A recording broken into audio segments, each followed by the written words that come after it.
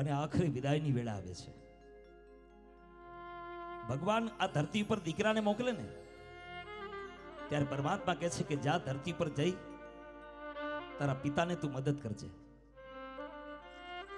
પણ પરમાત્મા દીકરીને ધરતી પર મોકલે છે ત્યારે રડતી આંખે ખુદ પરમાત્મા કહે છે કે જા બેટા તારા પિતાને હું મદદ કરીશ. આપણે બધાને ખબર છે કે જેણે જેણે વિદાય જોઈ હોય ને એ બધા લોકોને ખબર છે કે જેની મૂછે લીંબુ લટકતા હોય એ એકવાર તો વિદાયમાં ઢીલો થઈ જાય. અને દીકરીનો બાપ છે ને એ લાચાર ન હોય પણ દીકરીનો જન્મ થાય ને એટલે થોડો નરમ બની જાય. રાવણને ઘેરે એક દીકરી હોત તો લંકા ક્યારેય રોડાત નહીં, અને દશરથને ઘેરે એક દીકરી હોત તો રામને 14 વર્ષનો વનવાસ ન થાત. દીકરી છે ને બાપને નરમ બનાવી દે. દીકરો કદાચ ઉંમરમાં ગમે એટલો મોટો થઈ જાય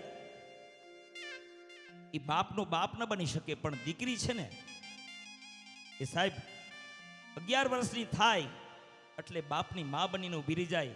એ પપ્પાને ક્યારેક ક્યારેક ઠપકો આપે, પપ્પા તમારે આ ન કરવું જોઈએ, તમે આ ન કરતા, પપ્પા તમારે આ કરવું જોઈએ.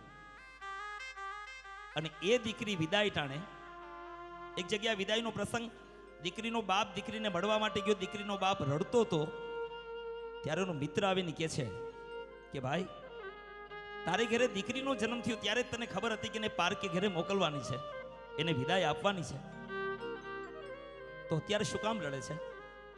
અને એક બાપે જવાબ દીધો એ સાંભળવા જેવો હતો કે મારી દીકરીને મળવા ગયો ને ત્યારે મારી દીકરીને મળ્યા પછી મારી દીકરી હજી તો સસરાના ઘરનો ઉંબરો જોયો નથી, એના ઘરનું પાણીયારું જોયું નથી, છતાં મારી દીકરી એમ કીધું કે પપ્પા તમે હવે મારે ઘેરે આવજો. આ મારો બાપ તરીકેનો હક જતો કરવો પડે છે ને એનું મને રડવું આવે છે.